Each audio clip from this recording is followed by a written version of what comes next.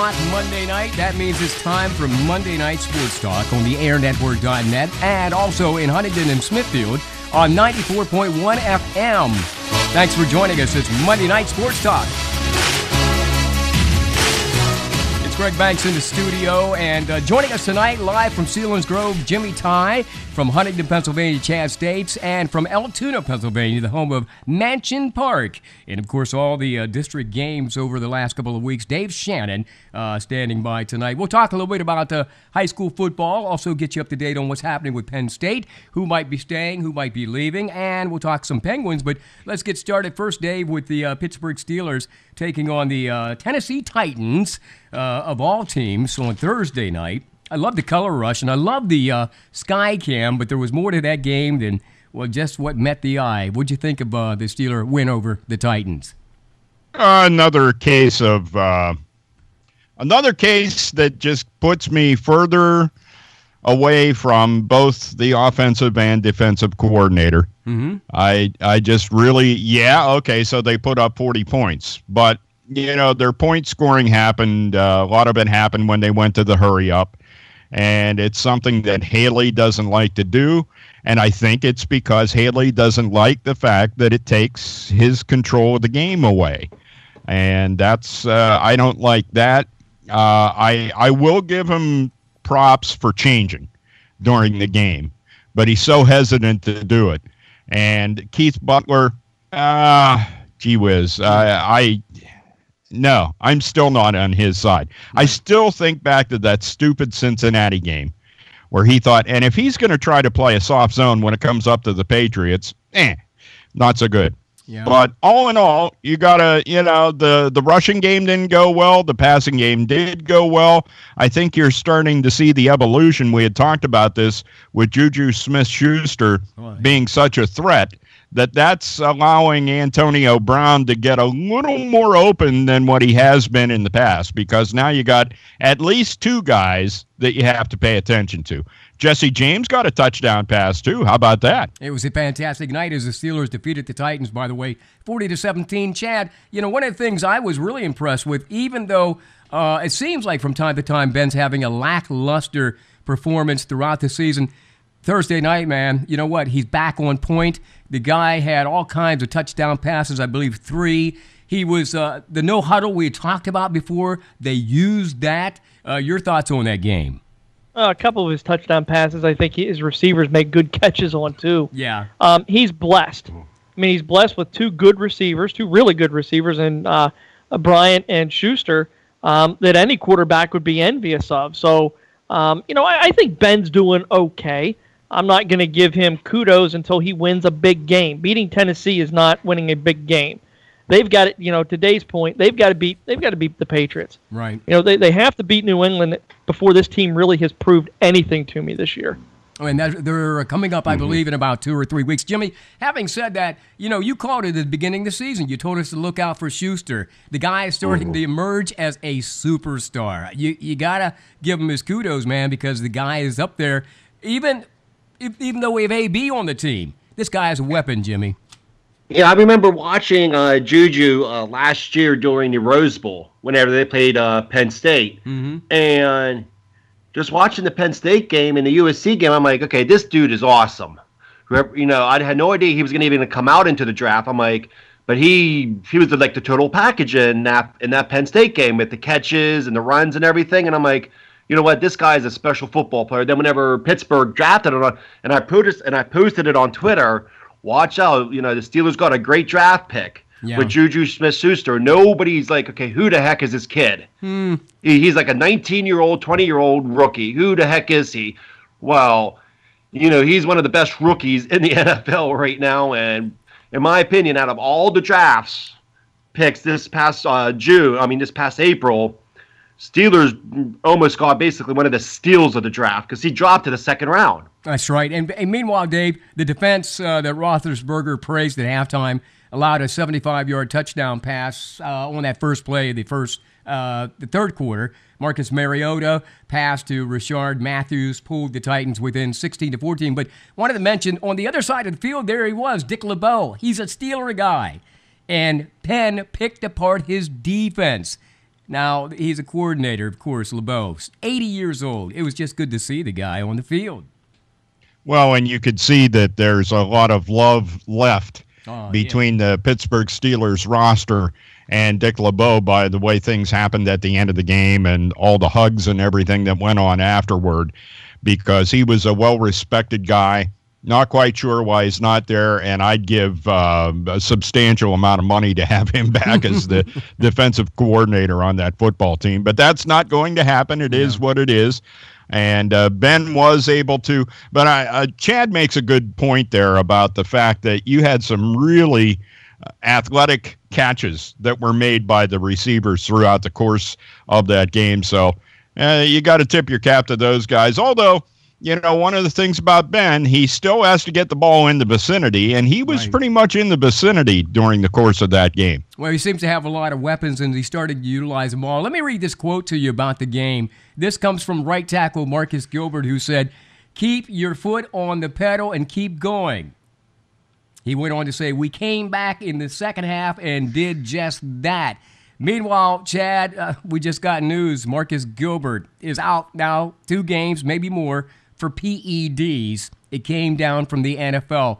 Your thoughts on that? Because now we've got somebody using drugs, and when they test, they get caught. Well, he had his foot on the wrong gas, didn't he? It's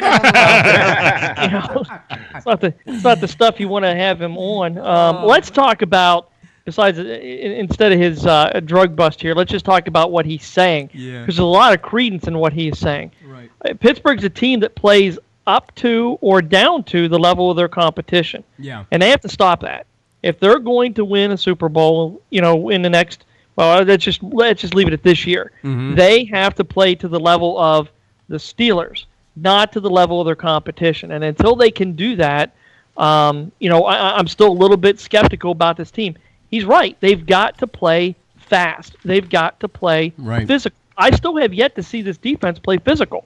And that concerns me a little bit. They're a little bit soft. Right. Doesn't mean that they can't get there, but I have some concerns about that. Now, as far as Marcus taking PEDs, Marcus, come on, eat a hoagie. You're going to be fine. You don't need to do that stuff. But we all know that athletes are looking for an advantage on how can they stay on the field longer. Yeah, and exactly. So you got caught. It's Monday Night Sports Talk here on airnetwork.net and 94.1 FM in Huntington, Smithfield. By the way, if you want to join us, 814-506-0609, 814-506-0609. We're live from 7 to 8 p.m. Jimmy, having said that, coming up Sunday, another primetime game, this time the hapless Green Bay Packers. Just to kind of review, the last time we played the Packers, we got defeated by them. Obviously, there's a different scenario now and a different quarterback. Your prediction on the upcoming game on Sunday? Well, just real quick, just sticking with the defensive talk. Mm-hmm. Pittsburgh's right now, which is shocking to me, but they are second in the NFL in total team defense. All right. They're behind Jacksonville, which is the top, and Baltimore is right below them. But talking about the Green Bay game, it's a different game. You don't have Aaron Rodgers there. He's out with his collarbone injury. Right. That hurt my fantasy football season, by the way, everybody. Yeah. But, Randall Cobb's not having a spectacular year. It's just Brett Hundley, he was good at UCLA. He's a good college quarterback. Yeah. He's not a good pro quarterback. Right. It didn't translate. Pittsburgh... Yeah. We talk about their defense, but Pittsburgh's going to eat up the Green Bay's offense. Green Bay doesn't have a running game. The receivers are iffy.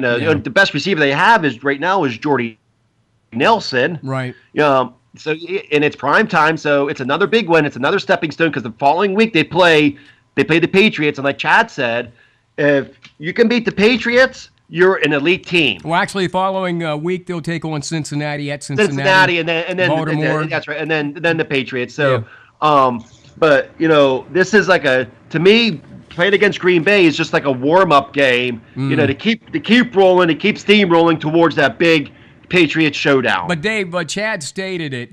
They play down to their competition. They play, So here again, will they let down against Green Bay Packers, having all this knowledge that the Green Bay Packers stars are going to be out? I don't know. They got extra time to prepare because they did play on Thursday night. And by the way, for all the bitching we heard about having to play on Thursday after you play on Sunday, it didn't seem to pan out too much, did it? No, it didn't bother them.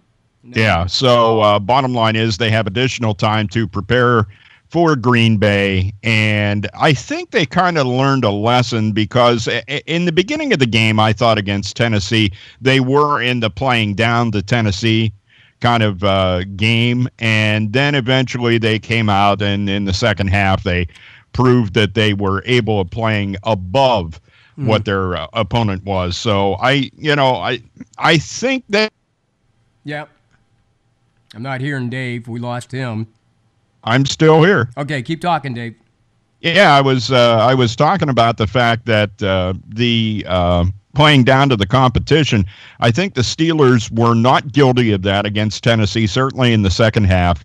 And it's time to. I think they learned a lesson, and that they'll go forward and have a good game against Green Bay and actually control a football game for a change. Well, we've been getting a lot of those primetime games recently, Chad, and this is a good way to really get set for, hopefully, the playoff season. But having said that, you said you have to go through New England in order to do that. Actually, New England is coming to Pittsburgh. Just to kind of get you guys up to date on these schedules, Sunday, November 26th, Green Bay. Monday, December 4th at Cincinnati. Sunday, December 10th at Baltimore. Actually, Baltimore coming to Pittsburgh.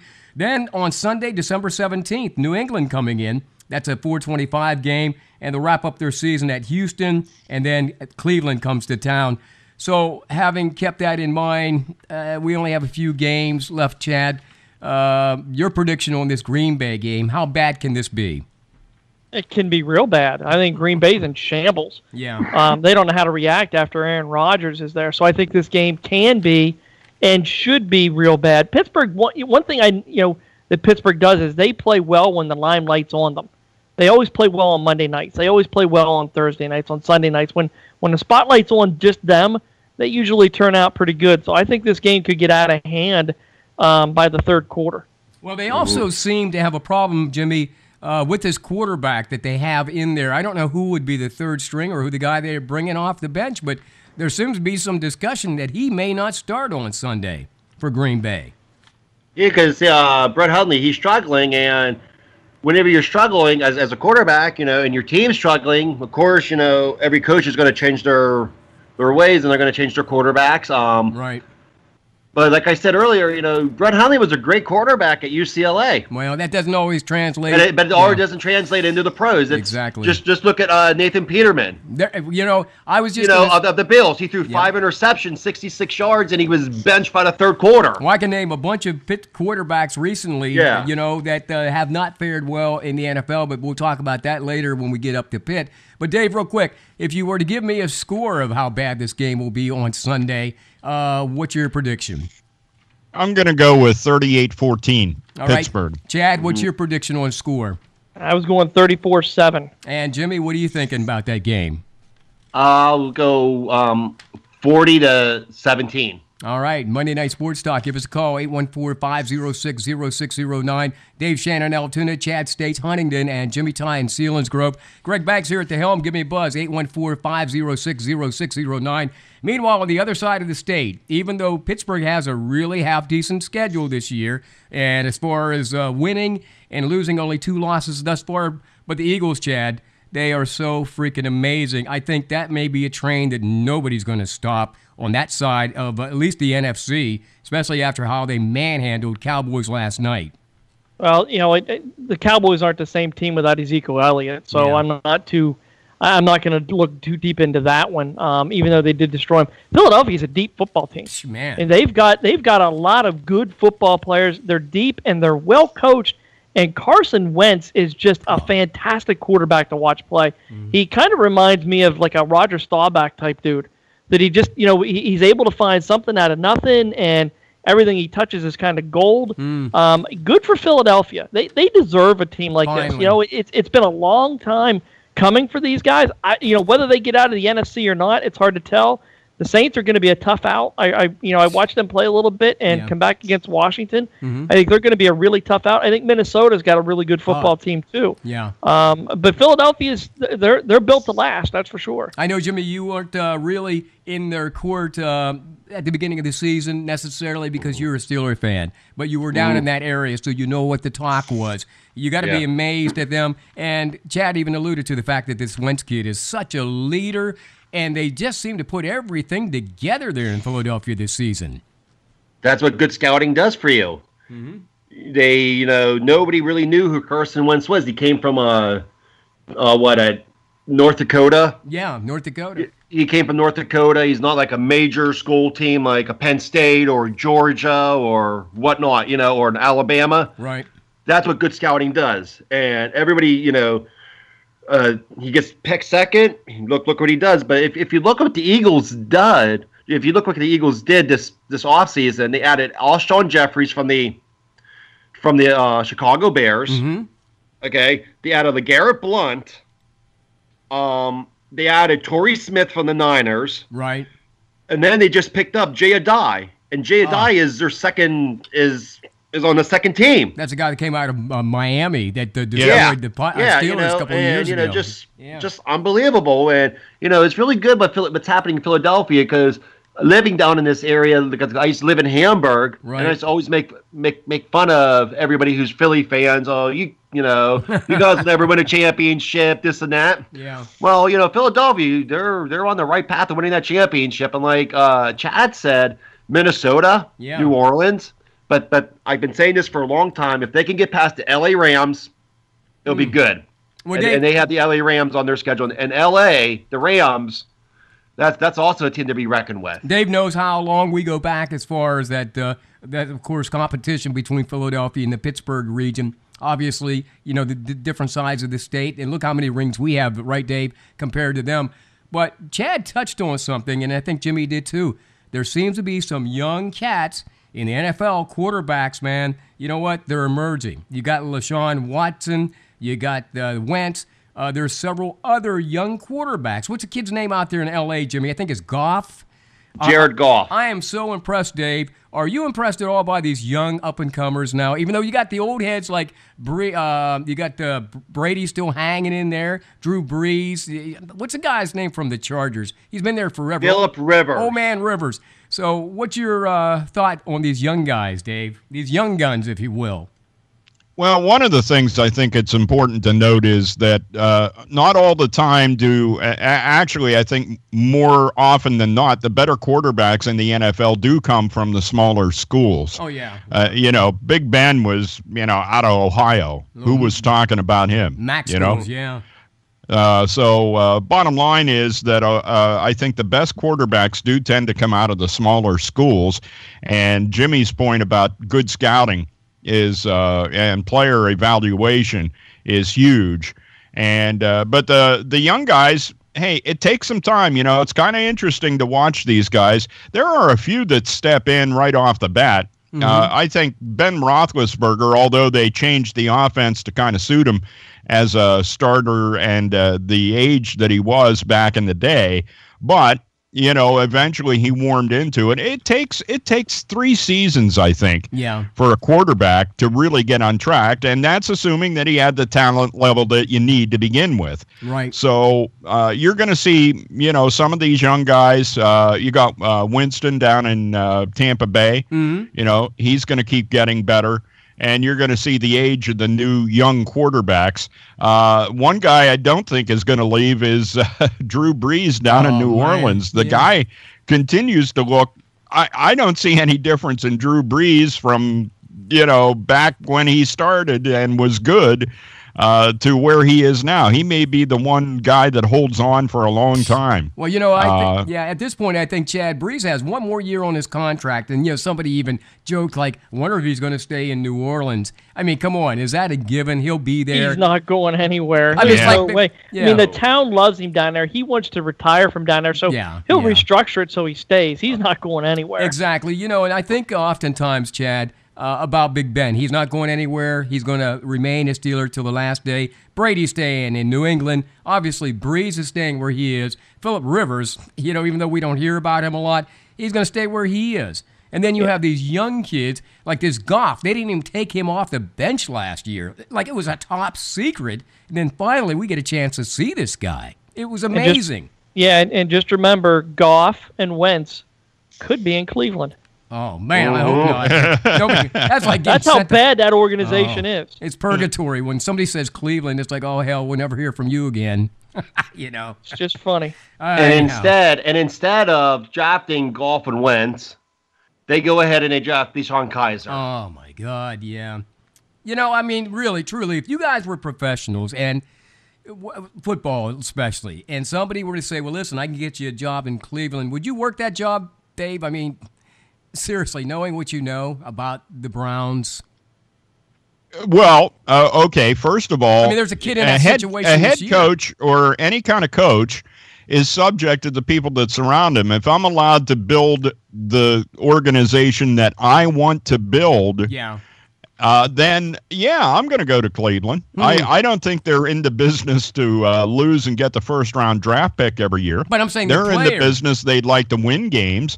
And I think if you build the structure, and that goes from GM to scouting people, generally your GMs are going to know, the best scouting people that are out there. And then to your coordinators and what have you, I think that's no. I wouldn't walk away from an NFL job. But if I were, but those conditions would have to be set up front, Greg. Oh yeah, and you know what? It reminds me, Chad, of Eli Manning. There's a good example. I forget who drafted him. It was the Chargers. Yeah, he was like, oh, there's no way. They fought and fought and fought to get that trade from the get-go. You know what I'm saying? And, obviously it turned out well for Eli. And I see that happening. Matter of fact, in this upcoming draft, I would believe that Saquon Barkley gets drafted by Cleveland. All bets are off. That he will try to, go anywhere he can other than Cleveland because it's a wasteland. That's just my feeling on it. I don't think that'll happen. When you look at, there's only two players that I know of that really have ever did that. Eli Manning and John Elway. Yeah. Exactly. Elway would not go to the Colts. Right. Under any circumstances. And Eli wouldn't go to San Diego. Right. And I hear that because of management stuff, but I don't think Barkley would pass on the situation that he's given. Yeah. I just don't think it happened. Cleveland's a mess. It's a great town, though. I'd go there in a heartbeat. Oh, were you at the Rock and Roll Hall of Fame when you were out there? Absolutely. But the downtown is fabulous. Yeah, it is. Great city, guys. Go visit it. All right, so we'll do that sometime. Yeah. Not right now. It's Monday Night Sports Talk. You're on the airnetwork.net and 94.1 FM. Dave, speaking about running back Saquon Barkley, and let's talk about Trace McSorley and the 3 touchdowns each had as Penn State just kind of blew out and had over 609 yards on Saturday in that 56-44 victory. This ain't your granddaddy's Nebraska no more. Things have changed. Boy, I'll tell you what, man. You talk about a program that has fallen from grace. Yeah. Holy cow. It's kind of amazing that Nebraska is in the shape that they're in. But credit to Penn State. That's what should have happened. What happened Saturday is what should have happened. And, Barkley got out of the gate in a hurry. Yeah. And had that big touchdown run right off the bat. And so that I think that kind of loosened him up a little bit. But I still see, these problems, and I'm not sure whether to fault the offensive line or to fault the play calling, because I still see him get stuffed way too many times at the line. And that's a problem that Penn State needs to address if they, want to finish out the season. They have Maryland coming up, so that's not going to be. It'll be an interesting game. Maryland knocked off Clemson, didn't they? No. No. I thought Syracuse beat Clemson. Okay, that's right. Yeah. But I remember Maryland beating somebody in the top 10 this year already. So I wouldn't want to sleep on Maryland, but we'll talk more about that. But Chad, what Dave just said about the offensive line, that seems to have been a bugaboo throughout the season. And especially on those running plays, it's like the guy can't really get started. And I think a lot of times it's like McSorley stands where he stands, or he backs up and hands the ball to Barkley, and I just don't see them running towards the line. You understand what I'm saying? Yeah, completely, because Dave and I watched this in high school football this year, too. Huntington ran kind of the same type of offense that Penn State runs with the running back. And if your offensive line doesn't block for you, you are going to struggle. And you are going to struggle against good teams with good defensive fronts. There's no question about it. Now, you can fix that by changing your offense and going to an I formation or something a little bit different. But if you're going to run out of that spread offense, you better damn well have a great offensive line that can run block, or your running back's not going to stand much of a chance. Dave and I, like I said, Dave and I saw a lot of that this year in high school. With Ian Boerter, the times that Huntington's offensive line got blown out, Ian Boerter didn't have very good games. And Ian Boerter's a very good running back, so it translates. It translates, and it works sometimes in others. Jimmy McSorley was responsible for 4 touchdowns, extending into consecutive games with passing touchdown streak to about 26 games. He's now also tied with Christian Hackenberg, tying him for the Penn State record when it comes to, yardage per game. Hackenberg, whatever happened to him, what happens to McSorley now? I mean, I hope he's not in that category or in that league. He seems like a much better quarterback. No. McSorley's, in my opinion, is a much better quarterback than Hackenberg was at Penn State. McSorley, he'll go far in the pros. I'm not going to say he's going to be a starter. Yeah, okay. But he'll be like a second string to like a team like, let's say like Green Bay, or to a team like Carolina or somebody. But yeah, Hackenberg, we all talk about Saquon Barkley and how good he is. Right. But Hackenberg's the one who's carrying Penn State. Whenever Saquon had a bad game, that's what I mean. That's what I mean, McSorley. Whenever Saquon had his bad games against Michigan State, against Ohio State, and so it was McSorley. Exactly. It was Trace who carried that offense. If it wasn't for Trace, and then that Ohio State game would have been a blowout for Ohio State. It was Trace. So, in my opinion, it was Trace McSorley who kept Penn State in these ball games. He's a very special player for Penn State. Hate to bring this up. It was senior day on Saturday, and that was kind of cool because a lot of these guys, I think, kind of were under the O'Brien regime. If I remember correctly, they were just maybe freshmen or coming in at that time, and they wrapped up their, of course, illustrious careers with James Franklin at home. Of course, the last time that they'll play at Penn State Beaver Stadium. But having said that, Penn State now 9-2, of course, overall 6-2 in the Big Ten. Dave, I don't know. I think we kind of speculated last time what kind of bowl they'll get. I would imagine they'll get maybe an upper to a mid-level bowl. I don't see any reason if they continue to win these games. And it's kind of cool because Barkley even mentioned today, finally, after people ask him repeatedly, are you going to play in the bowl game? Because if you remember, there's several of them didn't play last year because their draft, would have been a little bit convoluted. And he even said he's going to play in the bowl, whatever bowl they get. So what kind of bowl do you think they'll get there, Dave? Oh, they may get Fiesta Bowl. Yeah. That's probably, I think, the high point of what they would get. Yeah. Which Penn State fans would enjoy, because who doesn't like going to Arizona? I want to go somewhere warm, man. Yeah, at the end of December. I mean, that's pretty much a given. Yeah. I think that's the high end. It could go lower, but I don't see them getting into an Orange Bowl or any of the other major bowls that we all know about. I look for them to be Fiesta Bowl bound. Chad, does it really matter what bowl they go to as long as it's warm? Because you know how well Penn State fans travel. It's a vacation for them. From a fan standpoint, you want it to be warm, but from a team standpoint, I think you want to get into one of those big bowls at the end of the year, because you want that payout. Oh yeah, that's big money coming your way. Yeah, that's and it's prestigious. And I think Penn State will. They beat Maryland. I think they have a good shot, like Dave said, at going to the Fiesta Bowl. Yeah, and hopefully playing Notre Dame in the Fiesta Bowl. That's what I want to see. All right, Jimmy. Any kind of idea on what kind of bowl they might see this year? I mean, or you want to stick with the Fiesta Bowl? That seems like a nice place to go, Arizona, this time of the year, like Dave said. Oh yeah, Fiesta Bowl. If I was that's my pick. Warm weather. You're playing. If it's too hot, you're playing in a dome. If it's too cold, you'll be out. Outdoor because of the way the stadium is, the University of Phoenix Stadium. Right. Oh yeah, that's the perfect bowl. And like Chad said, it would be great for them to play Notre Dame. To relive the '80s again. Wouldn't that be so cool? I could see right now Penn State playing a team like Oklahoma State. Yeah. That's what I'm looking at. It'll be a Penn State, Oklahoma State in the Fiesta Bowl. All right, well, we'll look forward to that, and we'll talk about that as we move into the rest of the season. Jimmy, meanwhile, what kind of bowl do you think Pitt will get this year? They're now 4-7. They lose by a few seconds and a few yards on Saturday against the Hokies of Virginia Tech. I mean, these guys just can't, I don't know, they just can't get it up, or they just can't keep it up throughout 4 quarters. What happened on Saturday to Pitt, man? Other than the fact they got Pitt. beat. I have to say, and the sad thing is I watched the Pitt game, the whole game. Yeah. And they great trick per play. They get the touchdown by the punter.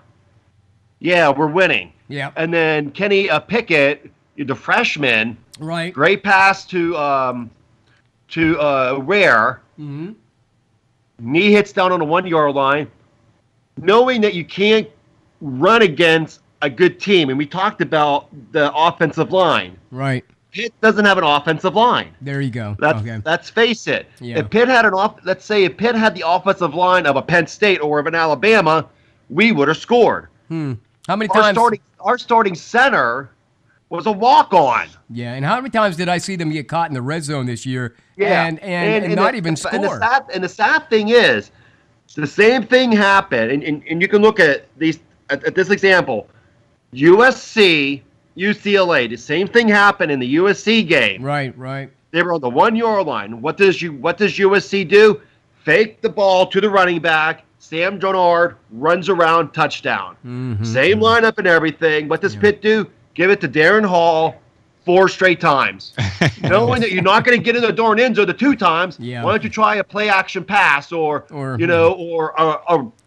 or give it to Quadri Henderson and do your jet sweep, knowing that Quadri Henderson's your fastest player on your team. I'm thinking get down there, Chad. You want to play a little maybe playground football. You know what I'm saying? Make sure it's wide, man. You go deep. The other thing that ruined Pitt was the timeouts. Yeah. They had no timeouts. They had to spike the ball with 3 seconds. And Pitt's a young team. They're not that experienced. You had a freshman quarterback, a sophomore running back. Yeah. Do not experience like these other top tier programs. Okay. So that also hurt them because now the quarterback's like, oh my gosh, what do I do? Yep. We're just handing it off to our stud running back who only had like 40 yards in that whole game. Hey, Chad, what does Pitt do this week when they get number 2 Miami? Lose. Okay, I'm talking to Chad, but Jimmy, I'll get your feelings later. What do they need to do? Could there be a shocker this week, Chad? Seriously. Okay, well, he's not there. Dave, could there be a shocker with Miami and Pitt? Oh, I'm here. Okay, Sorry. Chad's there. Okay, he's muting the line. Yeah, I was muting so you didn't hear me talking to my kids. If you don't mind me, no, there will not be a shocker. There won't be any upset. Pitt is just not good enough to be able to handle any type of top flight team right now. But again, they lost a lot from last year. Okay, Peterman's playing in the NFL. Yeah. James Conner's playing in the NFL. That's a pretty hefty amount to lose off of your offense. But I'm just not convinced that they're coached well enough either. Well, I think that's one of the problems, Dave, as I look at this thing, and I think we probably talked about this. Narduzzi, how many more years does he have? Because I don't know what he's got on his contract, but when I see him in these press conferences, it kills me. Because I'm sort of like, this dude is not going to be here. Well, he'll be here this next year, because that's probably his contract length. But after that, I think they're going to be looking. Absolutely. I think that sometimes a defensive-minded guy does not fit in as a head coach. Right. And I think that may be the case here. Of course, you have that option, go out and find yourself a good offensive coordinator and then trust him to go ahead and make the calls for you. Sort of like Franklin did, with Joe Wood. Yeah, okay. Yeah, so, but bottom line, when you're the head coach, you're going to, take the heat when your team is not doing well. So I don't look for his contract to be renewed, to be honest with you. And the heat is on because I'm going to tell you what, there's a lot of jobs available now in the college ranks. And I guess we could go through the litany of the jobs available. If you want to go to Georgia Southern, there's a job. You want to go to Florida, there's a job. And I'm hearing Chip Kelly might be coming back. Where do you think he's going to land in college football? Seriously. Well, UCLA is courting him right now, okay. and him landing in LA would be a dream job for for Chip Kelly. But he's going to call. I think he's going to have a bevy of schools looking at him in the college ranks, and it's whichever one he wants. Tennessee might take him. I mean, he might want to try his hand at the SEC. See what he can do. I think he'll stay out west. I think he likes to be on that West Coast. Yeah. So I think if UCLA throws enough money at him, he's going to stay put right there. So he's in a pretty good position. This guy can do a lot of negotiating at this point. Then, huh? He can fly from coast to coast if he wants to. Absolutely. And Sunday's the day, Dave. This coming Sunday will be the day that most of these schools are going to say, "Look, man, we got to call somebody and we're going to sign somebody because now these kids are signing up." And they may lose some really blue-chip recruits. What do you think? Well, actually, a lot of the kids have probably already made up their minds as to where they're going to do, although, letter of intent day. Yeah.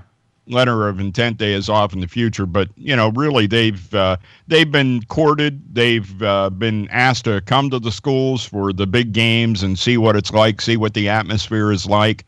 And so what you have going on right now, if a kid – let's take, for example, Pitt and something about Narduzzi that you liked. Right. You're going to start to think about changing your mind because you don't think he's going to be a long-term guy there. Hey, Jimmy, is it fair for these students, once they do make the commitment to a school, that oftentimes they can't back out, but the coaches either get fired or move on without any kind of penalty whatsoever? Is it fair, you're saying? Yeah, is it fair? I know it's not fair, but, what do you do to remedy that? If the kid signs up, let's say, with Narduzzi, and Narduzzi leaves, now I committed to Pitt. Do I have to stay there? Or now do I have to go through all this rigmarole with the NCAA to get out and move on?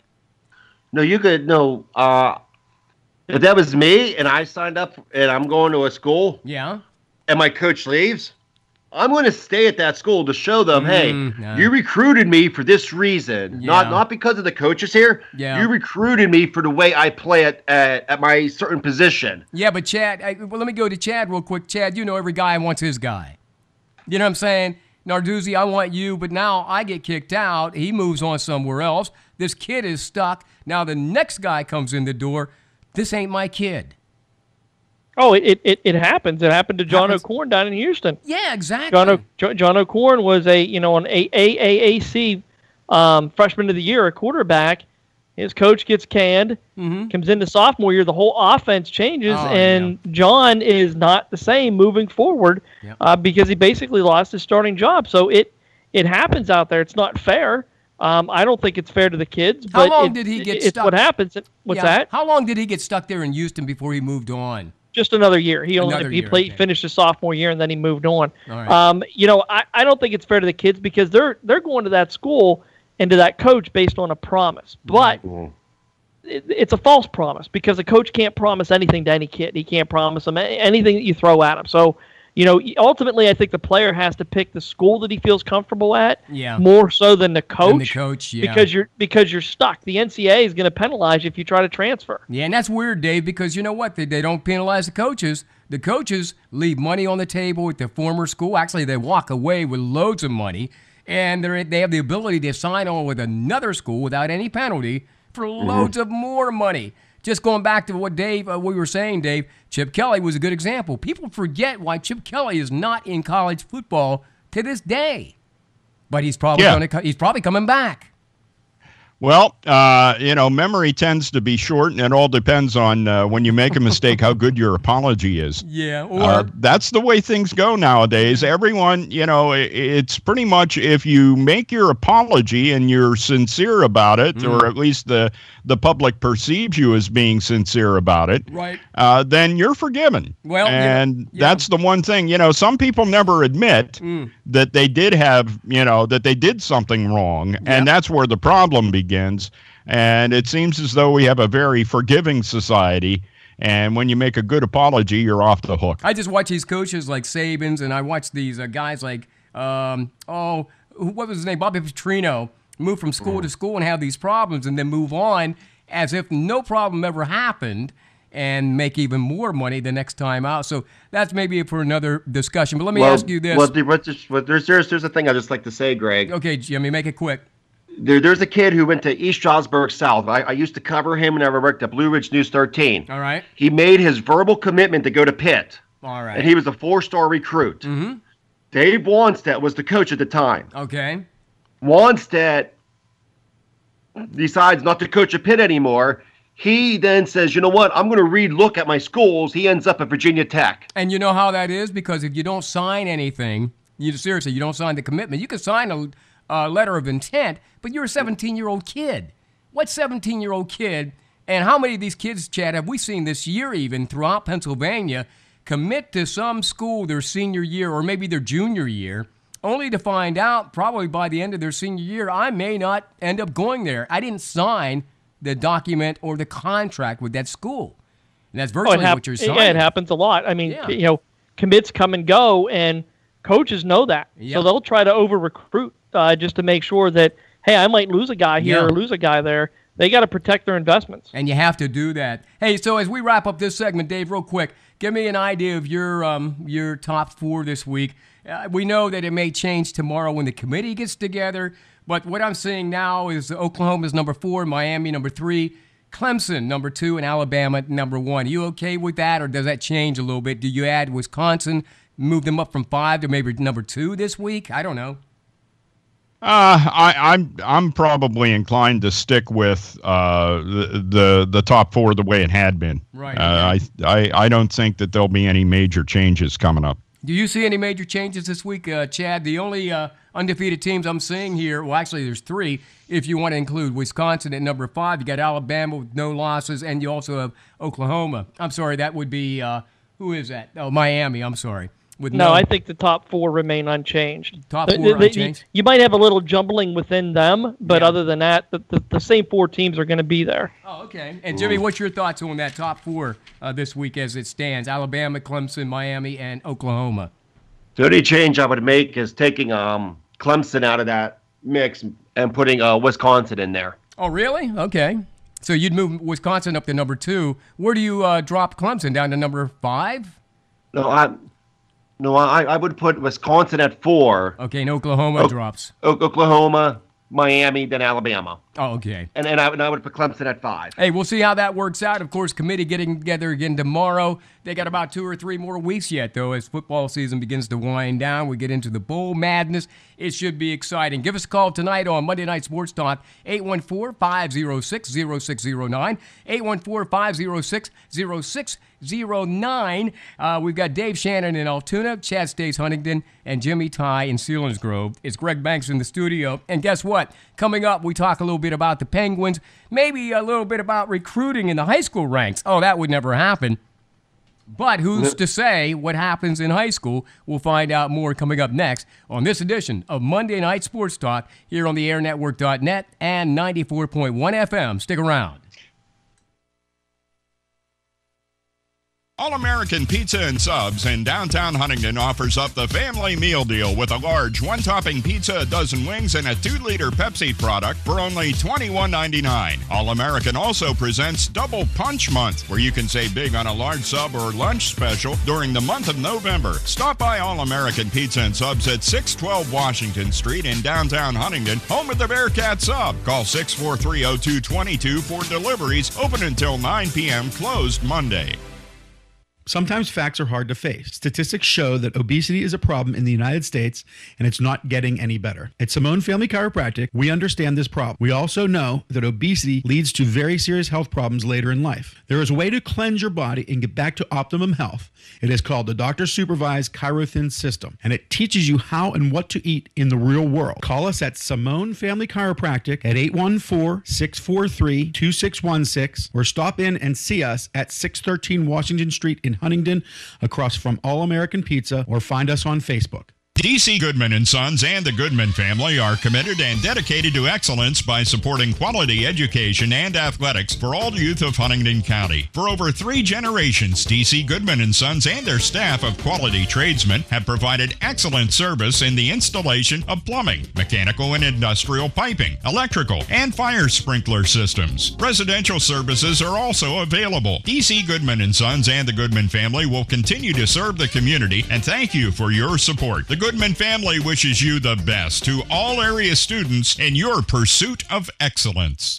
The Huntington Moose Family Center 223 is the heart of the community with loads of activities all year round. The Huntington Moose Family Center 223 proudly sponsors social events for members and their guests, plus you can enjoy their Friday food specials beginning at 5 p.m. every Friday. Saturday entertainment, plus check our website for other exciting upcoming events all year round. There's always something happening at the Huntington Moose Family Center 223, the heart of the community. Join us today. Call Austin Smith Heating and Plumbing for affordable heating, plumbing, and drain cleaning services in Huntington. Count on 12 years of ensured excellent service when it comes to heating, plumbing, ventilation, and drain cleaning. Call Austin Smith Heating and Plumbing, available evenings and weekends at an affordable rate. Call 814-506-5128. That's 506-5128 for Austin Smith Heating and Plumbing in Huntington.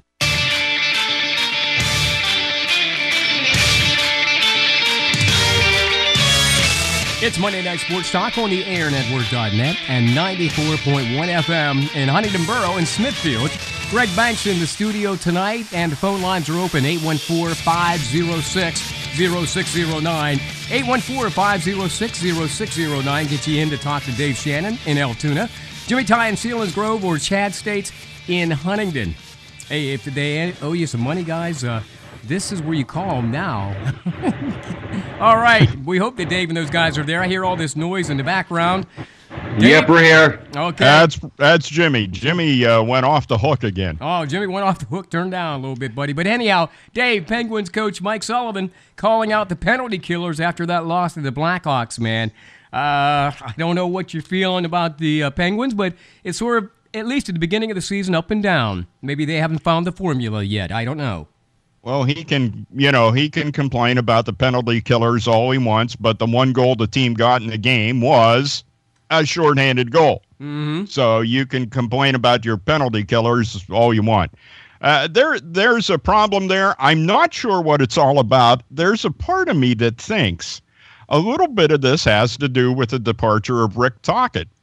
And I'm not downplaying Mark Recchi. I'm not saying anything bad about Mark Recchi. But there was this chemistry with Tocchet behind the bench with Sullivan that is no longer there. So with that in mind, I think that could be part of the issue that's going on for the Penguins here in the early part of the season. Goaltending, Matt Murray has been totally unconscious for the last week. Masterful job.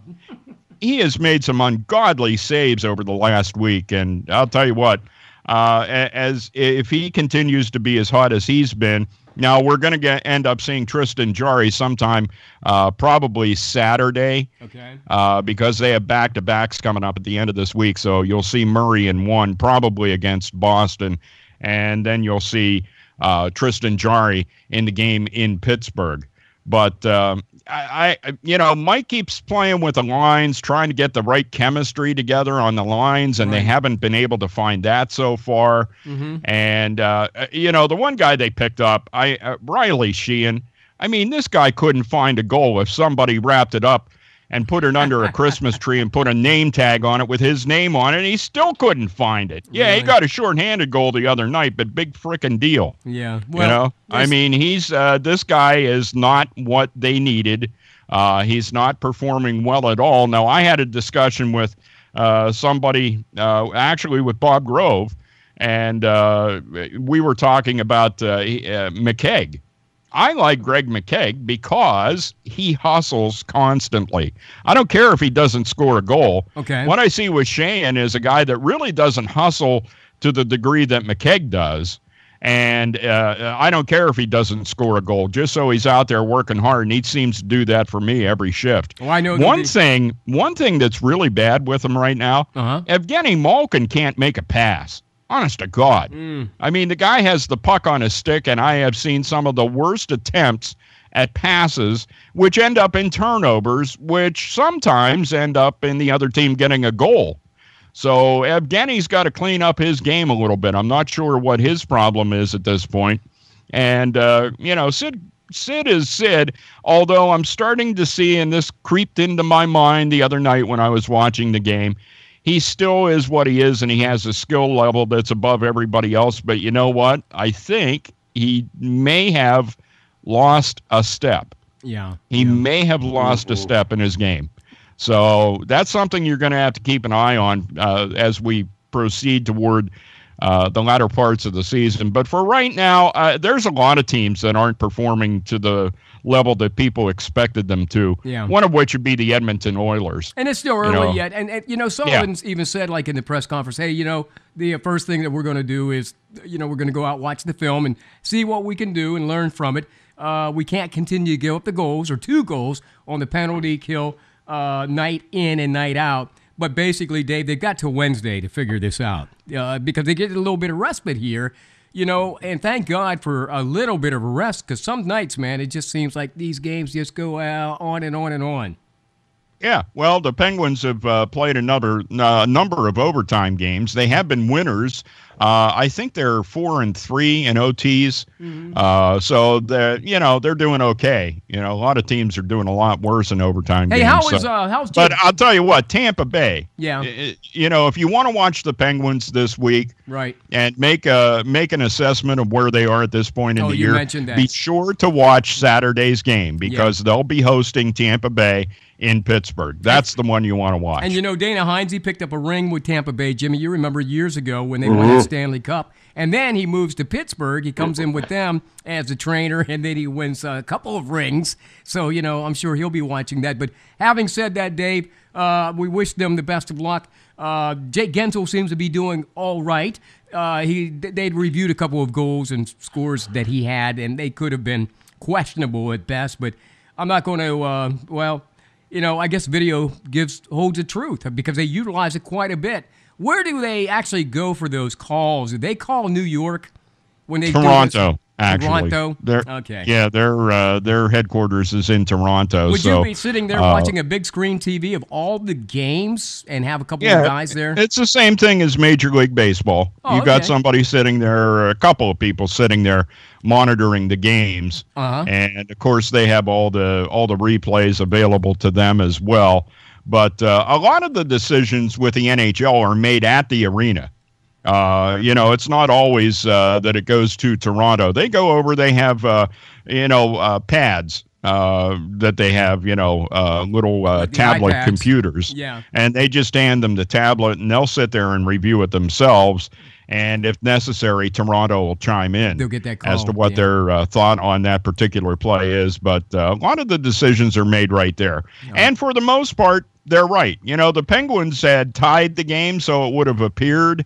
And they got that goal called back. Right. And when you look at it, Ole Mata nipped Corey Crawford enough to, interfere with him. And so the correct call was made as far as interference with the goalie, and the goal was taken back. So I don't have too much of a problem with the NHL. But, I don't want to dwell on this. I want to get to the Bearcats. That's right. And we're heading there now. It's a magical season, Chad. Of course, it ended against Forest Hills on Friday night, 32-25.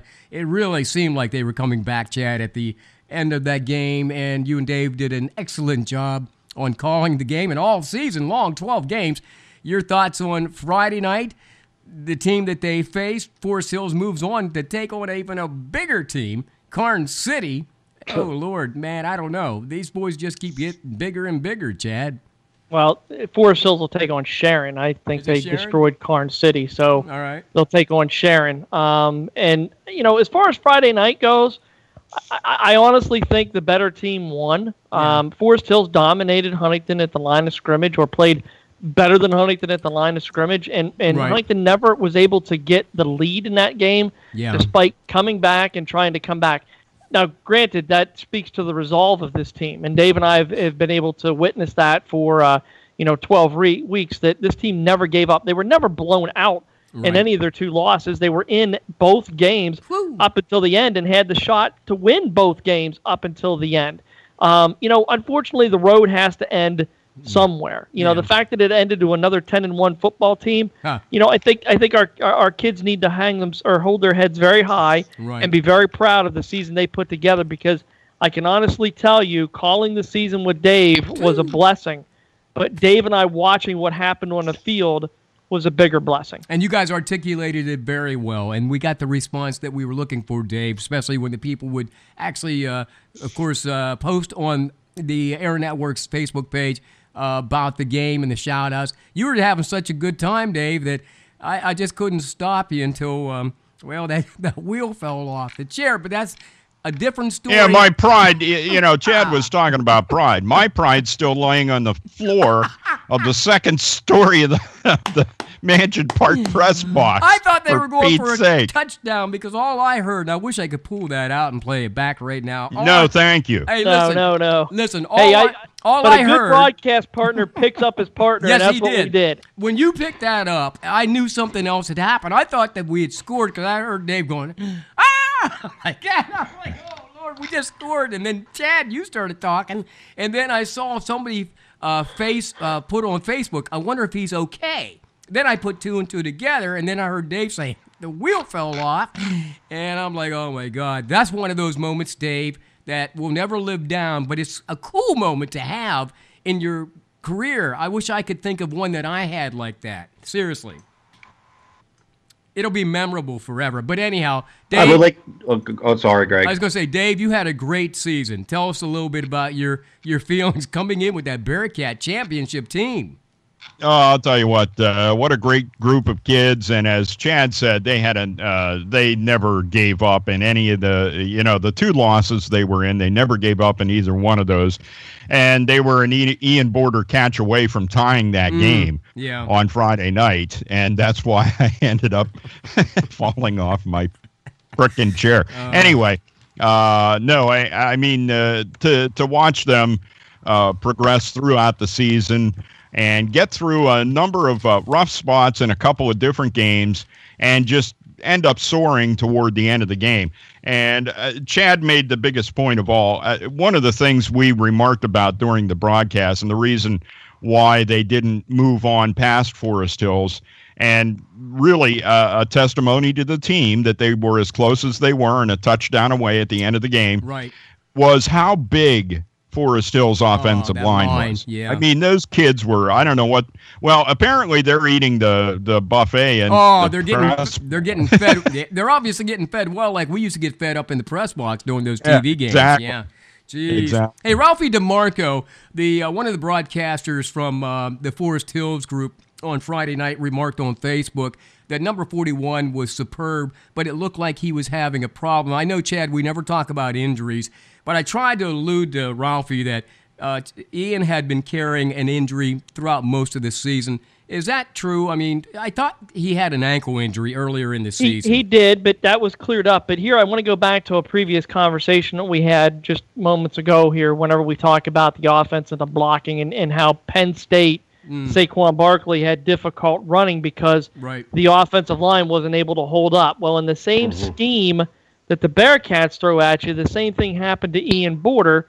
So now what you have to do is you have to throw the football. Oh, yeah. And if you have another team that has good defensive backs, you're going to struggle in that facet as well. That's the downfall of that offense. And we saw it not just at Penn State's level, but Dave and I were also able to see it locally transfer right in front of our eyes. And the two losses that Huntington had, the better defensive backs took away the passing game, and the defensive line took away the running game, and there was just nothing left there for Huntington to do because you couldn't adapt that offense to anything. It's not adaptable. And it's just the way it went to. So, Ian did the best that Ian could do under the circumstances. And all those kids did. And what a record-breaking season it was. Dave, I got to say... Let me tell you something here real quick. Yeah, go ahead. Because here's something that Dave, I just tabulated yesterday. Huntington broke or tied 23 school records this season. Seriously, wow. Unbelievable. Wow. A special group. School records. It's unbelievable. You know what? And their banners and their names will be hanging forever in the hallways of Huntington High School. Dave, having said that, you followed the Rangers before real quick in the Game of the Week on television with me for years. That Cesare kid, impressive. I mean, seriously, as one of the finest quarterbacks we've seen maybe in years in high school. Yeah, well, I'll tell you, the one thing that he doesn't get maybe as much credit for as he should is his defensive abilities as well. Oh, yeah. The kid was really an integral part of the success of the Forest Hills defense in that game as well. But Adam I mean, the kid's really good. We saw him. How many passes did we see, Chad, where he just perfectly led the intended receiver? I mean, 8, 9. Yeah, easily. Yep. Wow, that's incredible. Hey, you know what? We've got more to talk about high school sports because the season continues for many of our regional teams, and we'll talk about a couple of particular ones next week on Monday Night Sports Talk. Hey, meanwhile, Chad and Dave, I want to say on behalf of the parents that tuned in and that joined us throughout the season, you guys have certainly endeared yourselves to the Huntington Bearcat fans. They don't even know I even exist. But they know that you two exist, and job well done. And we really didn't have any competition. I mean, believe me when I tell you, there was no competition. So job well done, you guys. Well, we appreciate it. It's all about the kids and the parents. All right, and we're looking forward to the winter season. So, but for tonight, Jimmy Ty, thank you. Chad States, thank you. And also thank you, Dave Shannon. Happy Thanksgiving, guys. I got to hit the road here. I'm going to go see some family. Beat Bill on 37-3 to play Bethlehem Catholic next. That's right. The Seals are moving on. So congratulations to them. All right. Thank you, guys. Have a good night. Thanks for listening. We'll see you next Monday night on Monday Night Sports Talk.